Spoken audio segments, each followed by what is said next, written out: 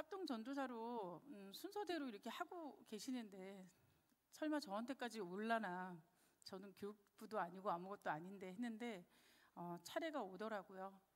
그래서 그냥 한 2~3시간 전만 해도 별로 떨리질 않았는데 굉장히 떨리더라고요. 1시간서부터는. 근데 또 앞에서 이렇게 찬양을 한 40분 정도 같이 하고 하니까 제가 또 떨리는 것보다는 또 힘을 얻고 말씀을 같이 나누도록 하겠습니다. 한 주간 예수 그리스도를 자랑하는 말씀을 주셨는데요, 감사와 감탄을 회복하며 감사 노트를 목사님께서 회복하라 하셨습니다. 부족한 저에게 금요 예배를 인도할 때 제가요? 라는 대답을 했어요. 제가 강단했을 때 부족한데 무슨 말씀을 해야 하나 하면서 기도를 했는데, 하나님께서는 내가 너를 만난 것, 말씀으로 인도받는 것, 그것으로 증인으로 서로 하는 것 같았습니다. 그래서 저는 뭐 칠판을 쓴다든가 아니면 말씀을 이렇게 한다든가 그러진 않겠습니다. 제 인생의 스토리가 아마 전도에 하나님께서 그 인도하신 거를 제가 말씀을 드리고요, 말씀으로 현재까지 어떻게 인도하고 제가 인도받았는지, 또 저희 자녀들은 어떻게 키웠는지 그 증인으로 서는 걸로 제가 오늘은 말씀을 하겠습니다. 저는 사실은 태어날 때 딱 태어나 보니까 카톨릭이었어요. 그래서 뭐 불교, 기독교 뭐 이런 걸 생각도 못했고요. 그냥 제가 3대, 4대였기 때문에 그냥 당연히 다니는 걸로 그렇게 알고 있었습니다. 그래서 주일 되면은 당연히 성당을 가서 미사를 드리고, 그 다음에 이제 당연히 모든 것들을 그쪽에서 해야 되는 걸로 알고 있었고요. 또 저희 아버님께서는 수사하셨어요. 쉽게 말하면 신부님도 계시고 수사님도 계세요. 신부님들은 거의 말씀을 하지만 수사님은 몸으로 헌신하는 분이에요. 근데 아버님이 나중에 보니까 한 수사 생활을 3년 정도 하셨더라고요. 근데 아버님한테는 뭐가 영적인 문제죠. 지금 제가 생각해 보면 아버님은 굉장히 지혜로우셨는데 또 술을 굉장히 좋아하셨어요. 그래서 술만 드시면 이게 조금 틀려져요, 평상시하고. 그래서 참 어머니를 좀 많이 힘들게 했고, 또 어머니를 좀 술 드시면 좀 구타를 좀 하시고, 제가 이제 사춘기를 지나고 나니까 이 모습이 별로 좋지가 않았어요. 그랬는데 이제 아버님이 어느 날은 또 그날도 어머니를 또 구타를 하시더라고요. 그래서 제가 아마 중학교 2학년인가 3학년 정도 됐는데 그때 이제 거의 다 컸잖아요. 근데 아빠를 이길 수 있을 것 같더라고요. 아빠가 엄마를 때릴 때 저는 또 아빠를 때렸어요. 근데 참 그런 게 있더라고요. 부부는 칼로 물베기. 저만 3일 동안 아마 집에 제 방에서 나오질 못했어요. 엄마가 아빠 때렸다고 제가 엄마를 이렇게 보호한다라고 생각했는데 그게 아니었어요. 그래서 부부는 칼로 물베기다, 이제 그때를 생각했어요. 근데 저한테는 언제부터 조금 문제가 왔냐면, 아버지가 제가 23살에 돌아가셨어요. 근데 아버지하고 저하고는 뭐 그닥 그렇게 친하거나 또 그렇게 뭐 안 친하거나 이런 관계는 아니었는데, 아버지가 이제 돌아가시고 난 다음에 저한테 영적인 문제가 뭐가 왔냐면 귀신을 굉장히 많이 봤어요. 그러니까 귀신이라는 건 그냥 여기서는 그냥 얘기하잖아요. 근데 저는 실제로 귀신을 봅니다. 실제로 귀신을 봤고요. 꿈을 꾸게 되면 맨날 눌리고요. 이게 20대였습니다. 그러니까 한참 꿈 많을 때에 그런 꿈과 그런 것들을 하다 보니까 삶에 별로 재미가 없었다고 보시면 됩니다.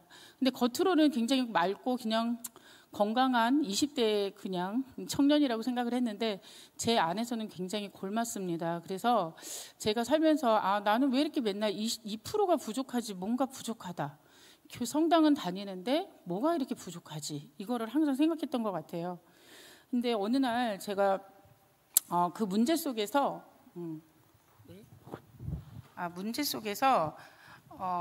계속 삶의 재미도 없고, 솔직히 지금 생각하면은 그게 제 생각은 아니었던 것 같아요. 귀신도 계속 보면서 죽어야 되겠다 이런 생각을 했어요. 그러니까 자살을 어떻게 해야 되지? 이제 이렇게 이거를 고민하고 있더라고요. 자살을 고민한다는 거 웃기잖아요. 근데 제가 생각해도 정신 차려보면 내가 왜 죽고 싶을까? 이제 이 생각도 했다가, 그래 사는 게 재미없는데 죽어야지 뭐하냐, 이제 또 이렇게 했다가, 그래서 그때 제가 느낀 거는 내 안에 또 다른 뭔가가 있는 건 아닌가, 뭐 이런 생각. 그러니까 그게 이제 20대 중반이었습니다. 근데 어느 날 이제 저한테 심각한 이제 문제가 오면서 쉽게 말하면 지금 보면 그게 귀신 들린 거죠. 그래서 이제 귀신 들린 행동을 하니까 엄마가 굉장히 놀라면서 저를 기도원에 데리고 갔어요. 그래서 잘 모르시겠지만 천주교에서도 구마경이라고 합니다. 구마경, 귀신을 쫓는, 아마 요즘 TV에 굉장히 많이 나오죠. 마귀를 쫓는 뭐 신부들이 이렇게 하는 것처럼 저도 구마경을 하고, 성수를 알지 모르겠지만 성수에 물을 담는 건데 사실은 그걸 뿌려서 저를 귀신을 쫓아내겠다 이렇게 하면서 했던 것 같아요. 근데 사실 귀신이 그렇게 해서 없어지진 않잖아요. 그래도 심적인 안정을 취했는지 제가 조금씩 회복은 하는데, 그래도 제가 보기에는 그렇게 영적으로 다 돌아온 것 같지는 않았는데, 어느 날 저를 안수 기도를 해주겠다라는 분이 있었어요. 근데 저를 안수 기도를 하니까 제가 수녀원을 가야 된다고 합니다. 재미도 없는데, 삶도 재미없는데 수녀원 가야죠. 그래갖고 수녀원을 들어갑니다. 지금 보면 명동성당 아시죠? 명동성당 뒤에 보면 샤르트르 수녀원이라는 데가 있어요. 굉장히 공부도 많이 시키고, 또 전 세계 프랑스에서 온 그 수녀원이어서 굉장히 공부를 많이 시키고 다양하게 시킵니다. 그래서 거기를 들어가게 됩니다. 26에 들어가요. 들어갔는데 저한테 뭐가 보인다고 그랬죠? 귀신 보이죠? 수녀원 간다고 귀신이 안 보이지 않습니다. 더 보입니다. 그래서 잠만 자거나 눈만 떠도 이 수녀원 담벼락에 귀신들이 덕지덕지 있습니다. 그러니까 다른 사람은 못 봐요. 저만 봅니다. 그래서 나만 보는 건가? 이 사람들은 안 보이. 이거를 근데 누구한테 말을 할 수가 없더라고요. 그러면서 계속 영적으로 문제가 오니까 몸에도 문제가 생겨서 두드러기가 굉장히 많이 났어요. 그래서 수녀님들이 너무너무 걱정을 많이 해서 저를 이제 약을 많이 이렇게 하게 됐어요. 한약과 양약을 다 치료했는데도 낫지를 않았습니다. 그러고 나서 1년이라는 세월이 흐르면서 제가 이런 마음이 들더라고요. 하나님은 수녀가 됐다고 그래서 나한테 올까? 하나님은 그런다고 계시는 걸까? 이제 요거를 고민하면서 수녀원이 아니어도 하나님은 계시겠지 이러면서 저는 나오게 됩니다. 그래서 27에 나와서 나오니까 또 세상이 너무 재밌진 않잖아요. 원래 재미없어서 들어갔는데 27에 나왔는데도 재미가 없었습니다. 그런데 이제 엄마가 걱정을 자꾸 하시면서 결혼을 해야 되는데 언제까지 저러고 있을까 이거를 걱정하시더라고요. 제가 그렇다고 직장을 또 다니는 것도 잘 안 되더라고요. 수녀원 들어가기 전에 저는 한복을 했습니다. 한복, 그러니까 뭐 기능사 자격증은 아니었는데 한복 전공을 했고요. 수녀원 들어갔을 때도 수녀님들이 너는 기능이 있으니까 우리 속옷을 좀 만들어주는 건 어떠냐. 그래서 제가 아마 수녀원 들어가서 미싱을 좀 많이 했어요. 그래서 그런 전문성을 갖고 있지만 그거는 저하고는 상관이 없었습니다. 그래서 29이 되는 동안 그냥 특별하게 뭐 이런 걸 해야 된다 저런 걸 해야 된다 없이 지냈던 것 같아요. 그러다가 엄마가 이제 결혼을 좀 했으면 하는 마음에 지금의 남편을 어떻게 해가지고 괜찮은 남자라고 이러면서 소개를 했어요. 근데 저는 제가 랩런트들한테 이런 얘기를 합니다. 저의 기준이었죠. 나는 종교가 같아야 돼 라는 거를 항상 생각을 하고 있어요. 그게 50%를 차지했습니다.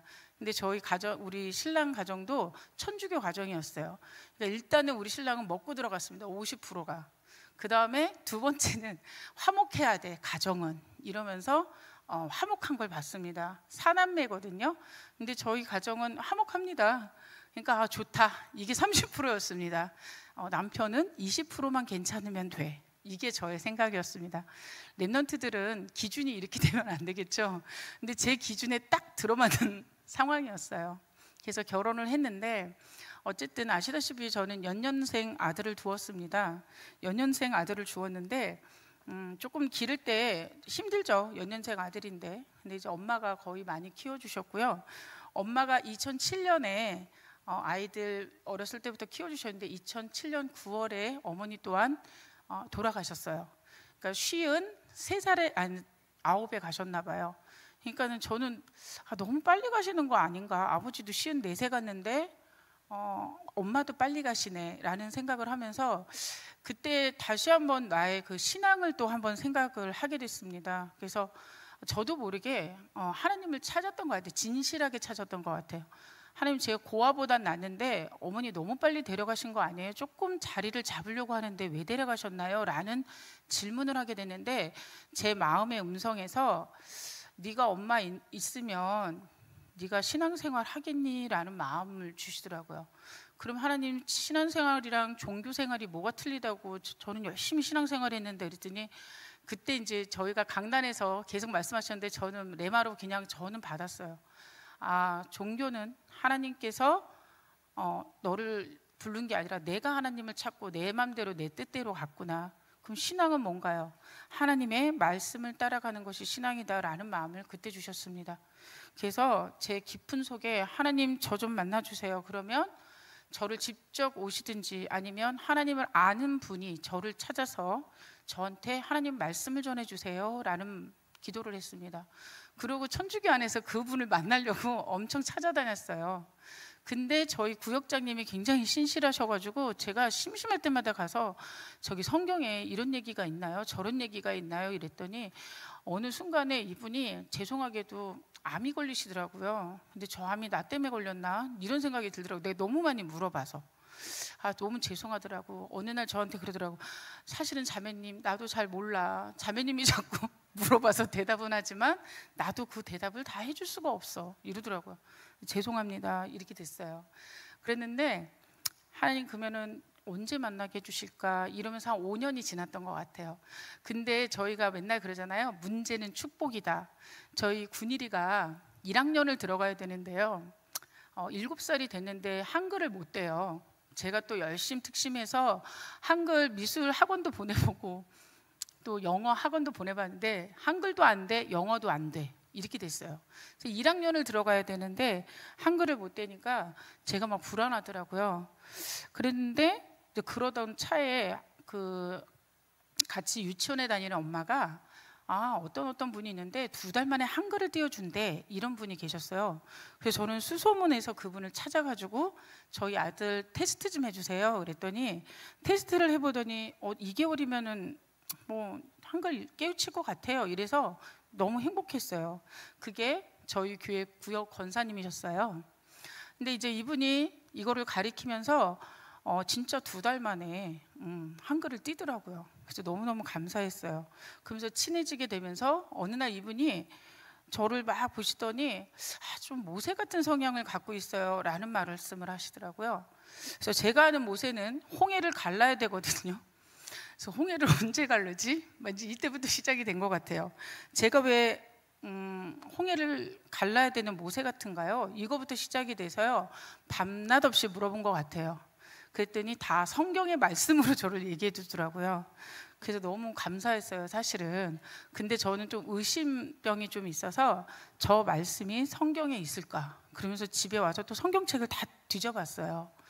그랬더니 성경에는 있어요.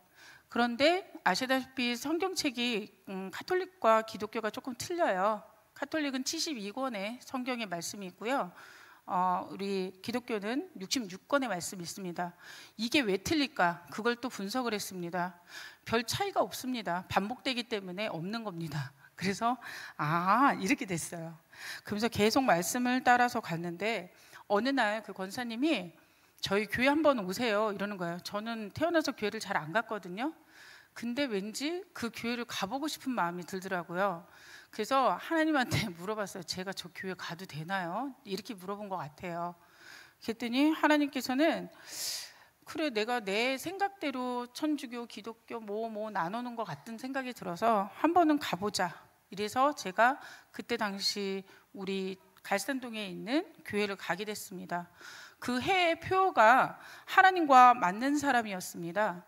너무 부러웠습니다. 하나님과 맞는 사람은 누굴까? 이게 이제 또 제가 궁금해하는 퀘션마크였어요.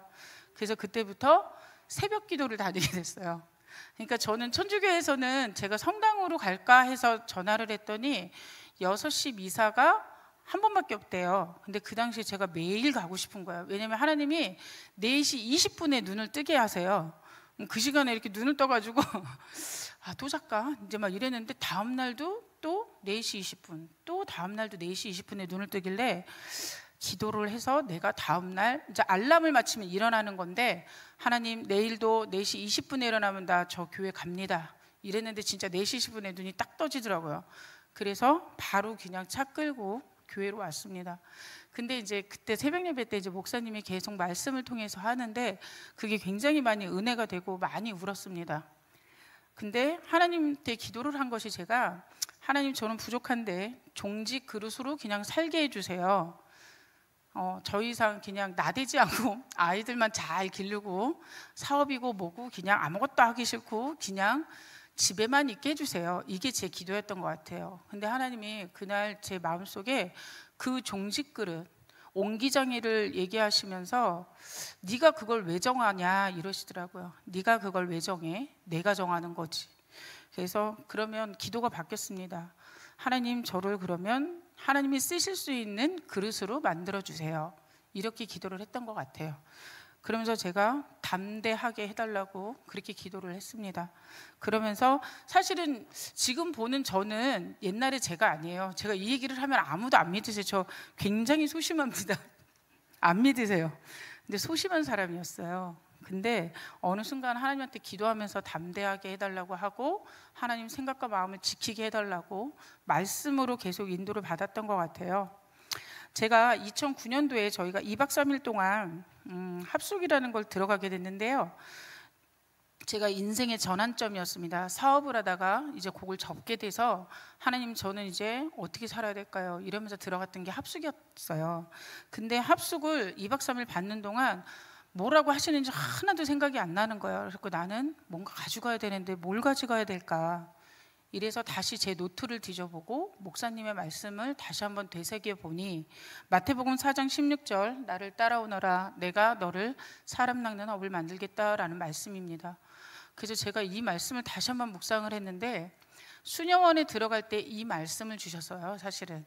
근데 그때는 무슨 뜻인지도 몰랐는데 이 말씀을 묵상하면서 하나님께서는 나를 사람 낚는 어부를 만드신다고 하셨구나. 그게 나의 처음이자 마지막까지 가야 될 거구나. 근데 제가 지금도 생각하면 말씀 잡고 기도한다라는 게 별로 몰랐는데 그때부터 하나님 그러면 내가 사람 낚무를 어부인데 어떻게 낚아야 되나요? 또 이렇게 물어봤습니다. 하나님께서는 사도행전 3장 6절에서 8절 말씀을 주셨습니다. 은과 금은 내게 없지만 내게 있는 거 내게 준다. 그러니까 네가 예수 그리스도 이름으로 일어나 걸으라. 현장에 가서 예수 그리스도를 선포하라는 말씀으로 제가 들었습니다. 그때부터 제 마음속에는 전도자의 삶을 살아야 되는구나. 그게 너무 간절했기 때문에 눈만 뜨면 누구한테 전도할까였어요. 근데 그 당시 이제 저희 아이들이 유치원생이었는데 왠지 그 유치원에 있는 원장님이 너무 이렇게 강성이세요. 근데 이상하게 그분한테 복음을 전하고 싶더라고요. 그래서 원장님 제가 원장님 보면 조금 마음이 그런데 혹시 교회 다니세요? 그랬더니 저 열심히 다녀요 어머니 이러는 거예요. 열심히 안 다니시는 것 같은데 이제 그러고 나서 또 다음에 만날 때도 원장님 교회 다니셔야 되는데 혹시 교회 가세요? 그랬더니 네 열심히 다니죠 저야. 근데 아닌 것 같은데 그러면서 한 3번을 갔던 것 같아요. 근데 그분이 마지막에 진짜 다닌다니까요 이러시더라고요. 근데 제 마음속에 저러다 망하지 그냥 그런 생각이 죄송하지만 그랬는데 1년 후에 어느 날 전화를 하셨는데 그 1년 동안에 망했더라고요. 정말 철저하게 망했습니다. 죄송하지만 이거는 뭐 제가 말씀드려도 항상 제 간증으로 있기 때문에 이혼도 하셨고요. 그 잘 나가던 원도 20년 꾸려오던 원도 다 접게 하셨습니다. 근데 항상 밝으세요. 그래서 저한테 전화가 왔더라고요. 어머니 잘 지내시죠? 그랬고 네 그랬더니 아니 원장님 제가 소식은 들었는데 어떻게 살고 계세요? 그랬더니 저 보험이에요 이러더라고요. 잘못 들은 줄 알았어요. 복음 전해요로. 그때는 성령이 충만해가지고 뭐라고요? 그랬더니 보험이에요 이러더라고요. 그래서 아니 원장님이 보험을 하면 어떡하십니까? 그랬더니 그렇게 돼 있어요. 저 잘하고 있어요. 막 이러는 거예요. 원장님 보험할 게 아니라 복음 들으셔야 합니다. 그랬더니 복음이요? 이러더라고요. 저 좀 꼭 만나주세요. 이래서 저희가 만나게 됐어요. 그래서 그 당시에 제가 KBS에 아침 새벽 기도를 같이 하는 그거를 월요일마다 다녔는데 거기서 이제 같이 만나서 복음을 전했고 엄청나게 우셨습니다. 그래서 복음을 또 받았고 이제 하나님 자녀로 살겠습니다라는 고백까지 했습니다. 근데 너무 감사하게도 이렇게 되면 일주일에 한 번씩 만나서 우리 또 해요 이래가지고 네 이렇게 됐는데 안 오시더라고요. 그게 한 달이 지났어요. 근데 안 오시더라고요. 무슨 일인가? 그래서 제가 성경 말씀에 그래, 7 귀신이 들어갔구나, 이렇게 생각이 들었어요.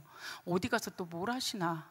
근데 이랬는데 어느 날 친구분이 전화를 하셔가지고 저한테 혹시 저를 찾고 있대요. 근데 그 당시에 이제 사업을 확장을 하는 바람에 그거를 남의 돈을 빌려서 하셔가지고 구치소에 가 계시더라고요. 저한테 영접을 받고 바로 다음날 갔습니다, 구치소를. 그래서 제가 계속 그 구치소를 매일매일 갔습니다. 말씀을 가지고 갔고요. 저희 목사님 대동해서 갔고요. 전도사님 대동해서 갔고요. 매일 책 읽어드리고요. 이렇게 했습니다. 지금 그분은 사실 송도의 권사님으로 계십니다. 그래서 너무 감사하게도 지금 굉장히 인도 잘 받으시고요. 아주 훌륭하신 분입니다. 그래서 저는 그분이 앞으로 해나갈 모든 일들을 같이 기도하면서 인도받기를 기도합니다. 그리고 제가 산업 현장에 갔을 때 어떤 팀장님이 계셨어요. 팀장님이 계셨는데 맨날 팀 모임에 본인 얘기를 하는데 음담패설을 합니다. 음담패설을 하길래 이러고 있는데 자기는 교회 권사라고 얘기를 해요. 근데 음담패설을 계속 하더라고요. 그래서 제가 어느 날 조용히 불러서 이런 얘기하면 좀 그렇겠지만, 권사님은 도대체 한입 갖고 그 땡땡 같아요. 맨날 그 말씀으로 얘기를 해야 될 사람이 똥냄새 나도록 그렇게 음담패설하면 어떡해요? 그랬더니 사람들이 너무 좋아한대요. 그래서 음담패설을 한대요. 그러면서 저한테 맨날 기도 부탁을 합니다. 남편 교회에 오게 해달라고.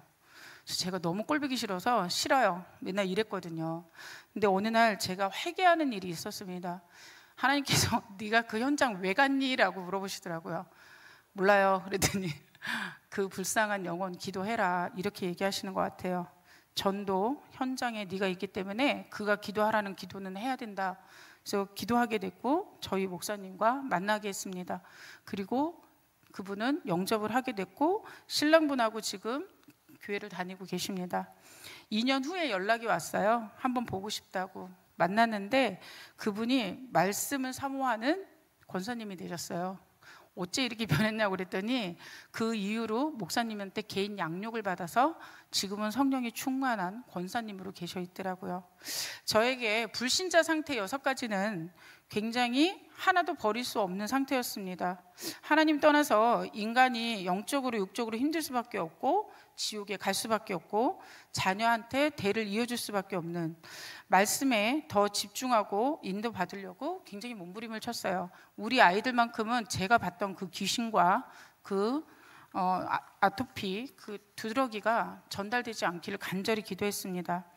말씀을 사모하고 있다가 하나님께 이런 기도를 했어요. 제가 말씀을 이렇게 좋아하는데 하나님, 저 사역자가 돼야 되나요? 아니면 중직자가 돼야 되나요? 사역자를 도와야 될 중직자는 헌금을 많이 해야 될 텐데 혼자 이제 이 기도를 하게 됐습니다. 하나님께서는 답이 없으셨어요. 사역자도 아닌 것이 중직자도 아닌 것이. 그래서 사실은 저는 그냥 집사가 좋았습니다. 그냥 집사로 있는 게 너무 편해서 집사로 계속 10년 동안 있었습니다. 어느 날 강단을 통해서 목사님께서는 요번에 장로 임직을 받고 전도사로 현장에 나가라, 이 얘기를 하시는데 내가 이게 저게 아니었구나, 같이 하는 거구나, 그러면서 하나님의 말씀의 음성으로 듣고 부족하지만 직분을 받고 지금 하나님의 말씀으로 지금 인도받고 있습니다. 말씀을 따라 사모하고 가는 것이 인생의 지름길임을 저는 삶 속에서 체험하고 있습니다. 사실 사업으로 너무너무 힘들었을 때 먹구름이 굉장히 많이 껴 있었어요. 하나님 말씀 주세요라고 기도를 했을 때 빌립보서 4장 4절에서 6절 말씀, 너의 생각과 마음은 내가 지킨다라는 말씀을 주셨습니다. 너무 감사했고, 하나님 제 생각이 아니라 하나님 생각으로 저를 인도해 주세요라는 기도를 많이 했던 것 같습니다.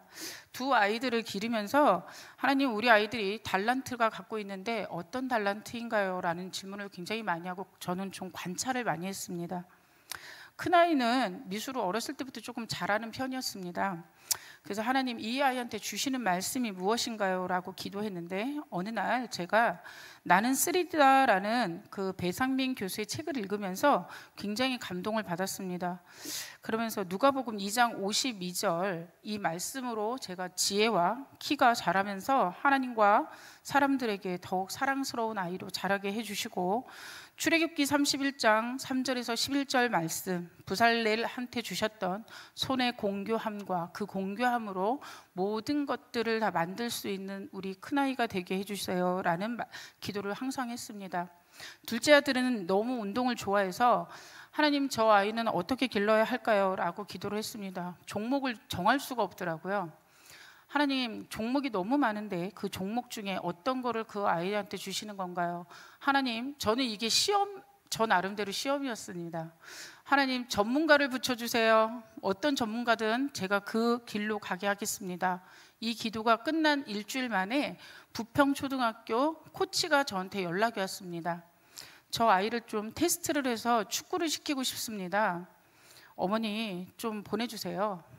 알겠습니다. 제가 말씀이 없었다면 보내지 않았을 거예요.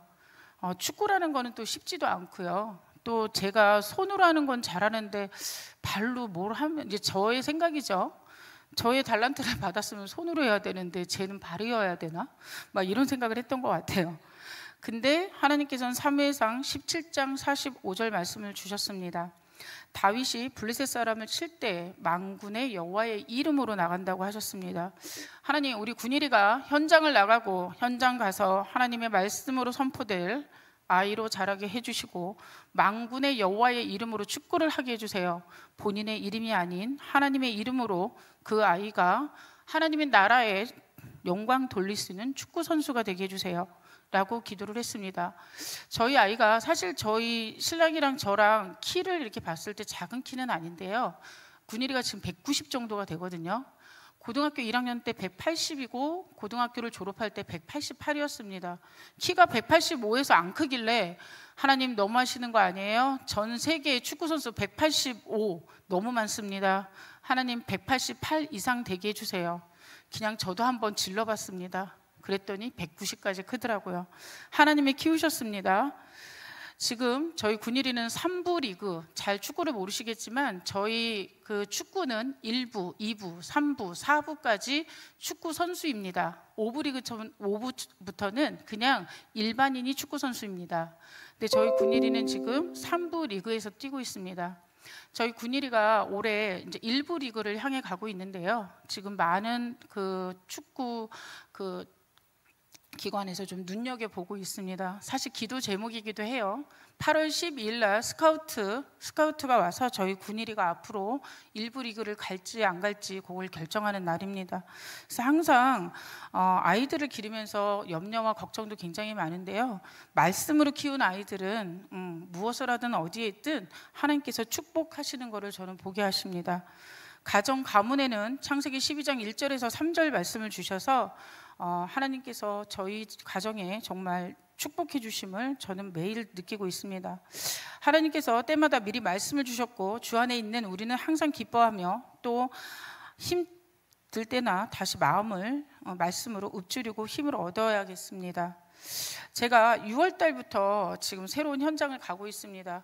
현장을 가려고 간 게 아닌데 제가 뭐를 한다고 저질러 놓은 게 있어요. 이걸 갚아야 되는데 하나님, 제가 괜히 저질렀나요? 이러면서 하나님, 무엇으로 이걸 갚아야 될까요? 이러면서 현장을 주셨는데 딱 3개월만 다니는 현장이더라고요.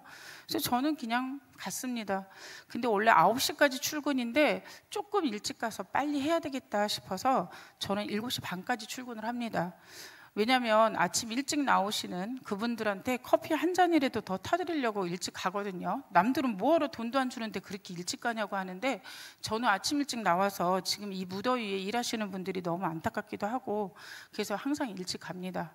근데 저한테 이런 일이 일어나요. 제가 사실 거망구역장인데요. 제가 가는 현장이 거망구역에 있는 아파트 현장입니다.